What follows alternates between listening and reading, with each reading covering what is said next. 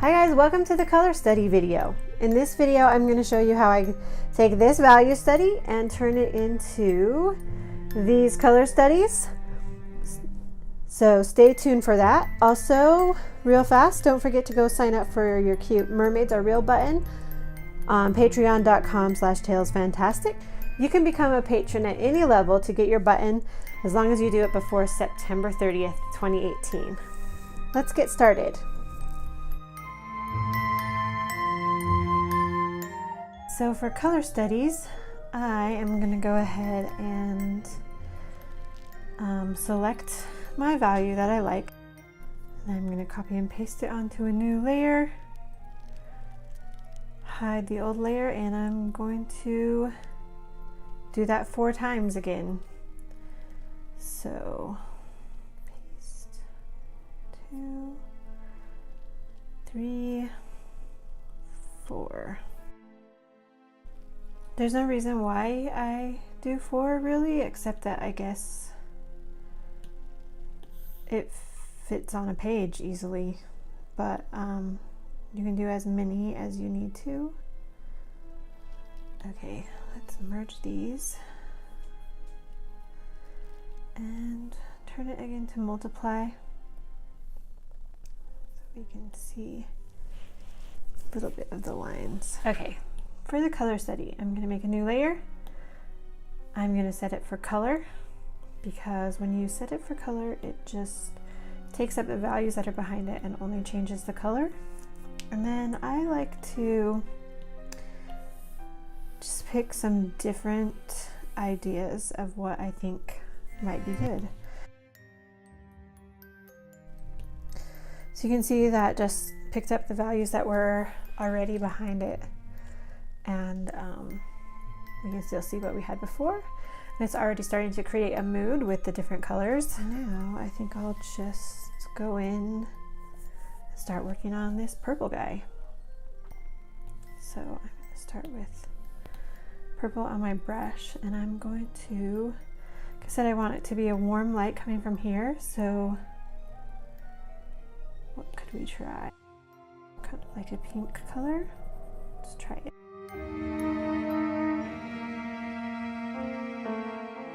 So again, this is just to kind of make it speedy. I'm not worrying about details. See, ooh, that looks fun. Like a warm, glowing light is shining on him.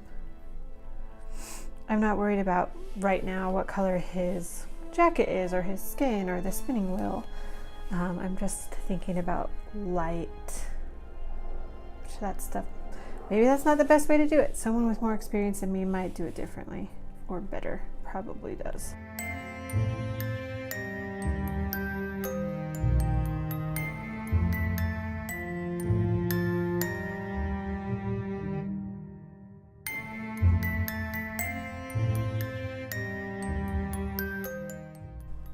Okay, I'm liking that.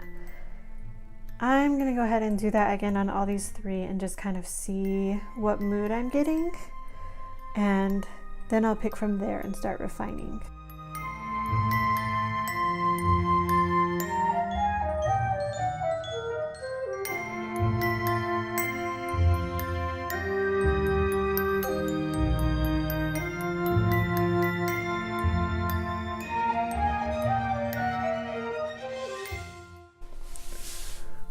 Yeah, that looks pretty glowy and fun. I don't know if I like the background blue. I'm gonna change it.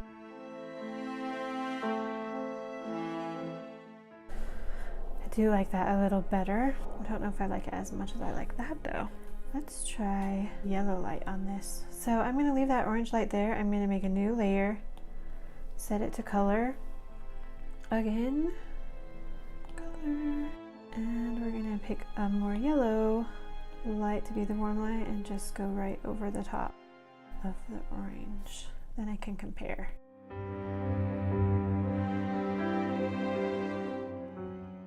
So I guess this is the kind of stuff that is the advantage to being digital. If you are doing this not digitally, you can still try it. You'll just have to kind of start from scratch every time. Paint your watercolor background and bring in the other bits or markers or whatever it is you're going to do. Gouache, any of those things would work. The idea is just to be super speedy with it, not detailed, so that you can just sit back and think without getting attached to any particular area. Okay, I think I like that better. The orange, the yellow, yeah, let's leave it at that for now. Feels more like maybe a firelight, which is just fine. It doesn't have to be a lantern. Okay, let's try that same yellow on this green one. Looks orange against the green. I love that color does that.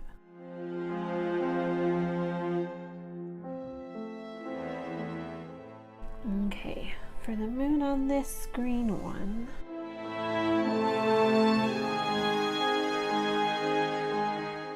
try more blue and see what it looks like.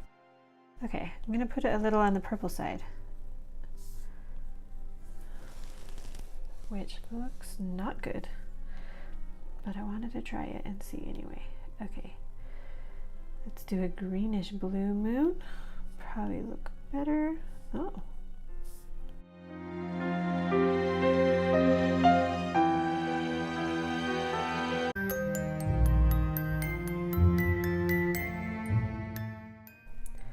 Good one. Let's go with the brown and see what we can come up with there. I think we'll go with this sort of similar blue, light blue. So one thing that I've noticed from doing these is I don't have a very good value pattern for where the moonlight is.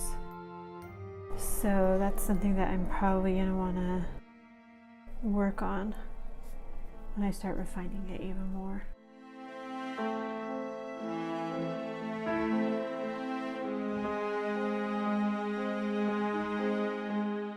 This light, let's go ahead and try something on the red side just for fun.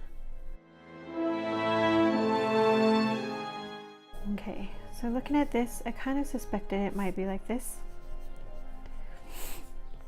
but I think I want to try the yellow again. I think I like that. So I'm going to go back to my other layer that just has the yellow and try it again. Try it over the top. I don't like it. I think because of the brown background, it just looks too monochromatic, maybe. Let's compare. Yeah, I definitely like that better. Let's try another color. Let's go more toward the pink side. See what that looks like. So I'm just going right over the yellow layer that I did since I decided it was a no-go. That just looks wrong, circusy. Let's try the color that I used up here. Oh, that looks brown in the brown, whereas it looks kind of pink in the purple. It's better, but I think kind of like the orange the best on that one. Okay, just looking at it, I think my favorite two are these two. Hopefully you can see how it created a mood just that easy right away. And I still haven't done any real details, and that's probably where I want to go next. But I think I want to go ahead and pick one of these to work with more closely, if you will. Okay guys, so my husband said he likes the green one the best. I'm sure you have a favorite. I don't know, and now that it's been just a few minutes, I'm debating between those two, the blue or the green. So I think what I need to do is take a little break and come back and look at it in a minute with fresh eyes. So, and by a minute I mean maybe an hour or the next day. This one is pretty close to what we have here, sort of. I used the hands on it to do his hands. So looking at the lighting on her arm and hands is going to be useful. I guess part of the problem with this, I knew I wanted 2 light sources, so there's a window over here and a window over here. And this one over here is probably a little bit too strong. So maybe I could have done better. We could have gone into a darker room or something to do the photo shoot, but I didn't know yet. So if it becomes a problem, I can reshoot something, but I probably won't. I'll probably use this for some of the main shapes and seeing how the light falls on her hands and stuff, and then use some of those other images that I found to just help make this more rich. Or by rich I mean like more, what would the word be? And then merge them together. Okay, so still on multiply, and I'm just gonna go in, and you can see all of this color stuff appeared because that was on the color layer before, but it's no big deal. So now when I work, it's going to change the color and the value. So I'm basically working with both now rather than one or the other. And I'm just going to go in and start kind of refining shapes. So I'm going to pull up that image that I really liked. Look at the colors. Again, this is a nighttime scene, but you can see how like warm his face is looking. So we're going to try something here, and I'm gonna see if I can put that shadow in.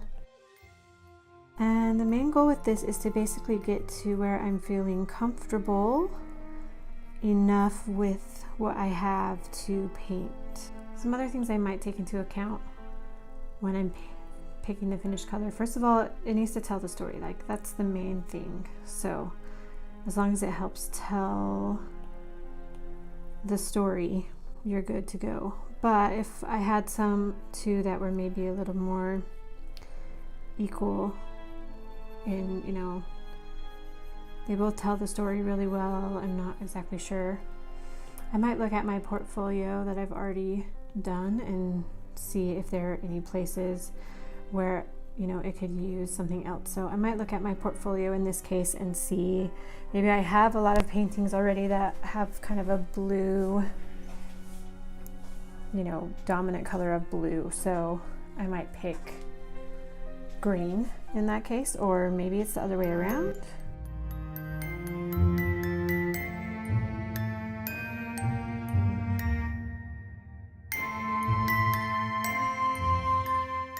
So as I'm working on adding some colors in here, I'm gonna try to make sure I'm not changing the values too much.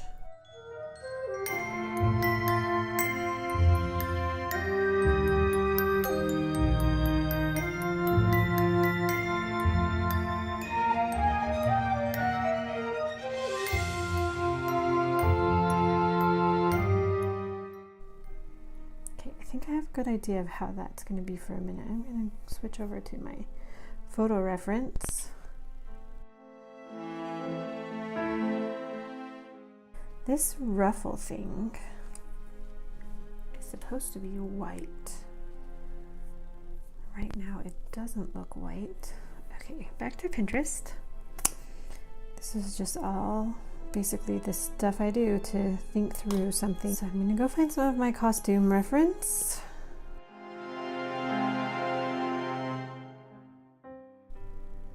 I'm going to keep it green, but just get a little bit lighter. I don't know. I kind of want this area to sort of fade away. I'm going to take that back out, but maybe I will make it more gray.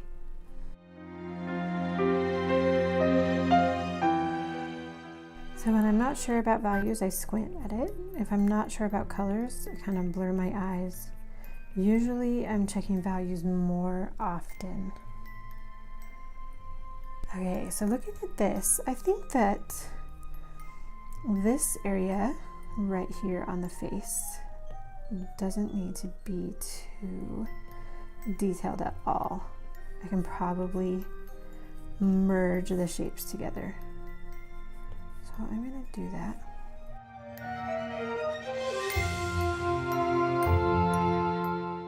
So you can see just with like a little bit of pink on the cheek and some other adjustments, it's starting to feel more colored, not just green and gold, which is how it was before.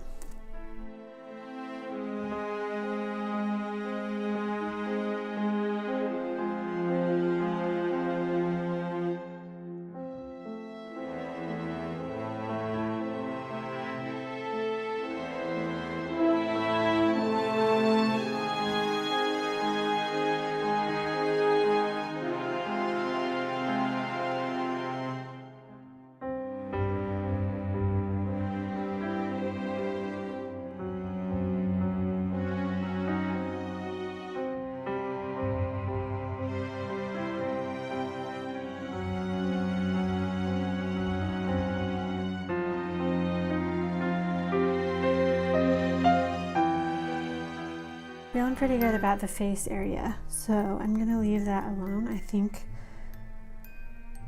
I can work with that with watercolor, and when I squint at it, I'm happy with how this side blends together. I can see just enough of both of the eyes.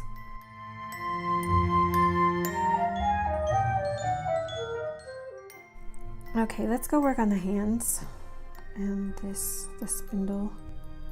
So for that, I definitely want my photo reference up. It's gonna be basically the same thing as the face. So I'm gonna go ahead and just show you the time lapse right now. So yeah.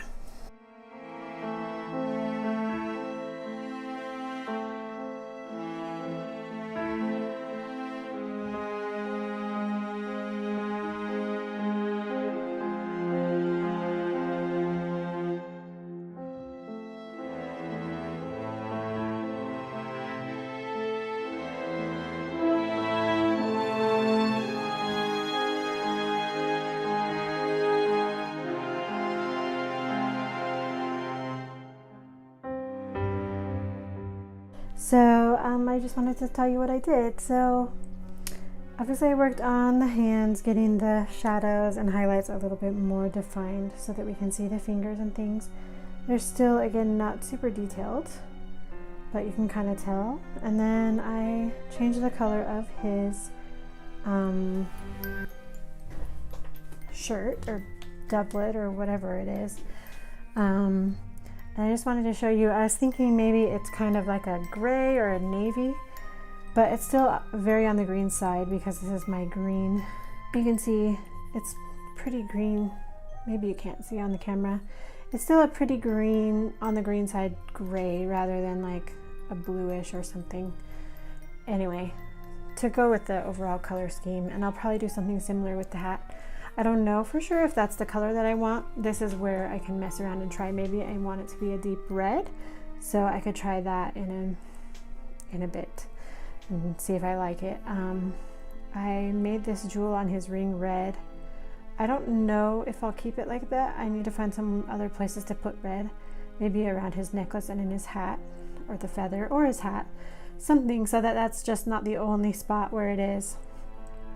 And then I also toned down the highlights on the arm and the sleeve and everything because it was just way too demanding, which it still might be. I might need to tone it down a little more because we want the focus to be on the face and then the hands and the spinning gold. So we're going to want to put more contrast and more saturation in these areas. So this area, which is relatively unimportant, I'll probably change. I'm thinking the lantern light was coming from here, but maybe it could be a fire and it could be more straight on. I'll have to see. Something to think about. Anyway, that's where I'm at with the color study and what's kind of going through my mind. So there we go. I'll report back in later. Maybe I'll show you a time lapse of some more work on this. and then talk to you again about what I did.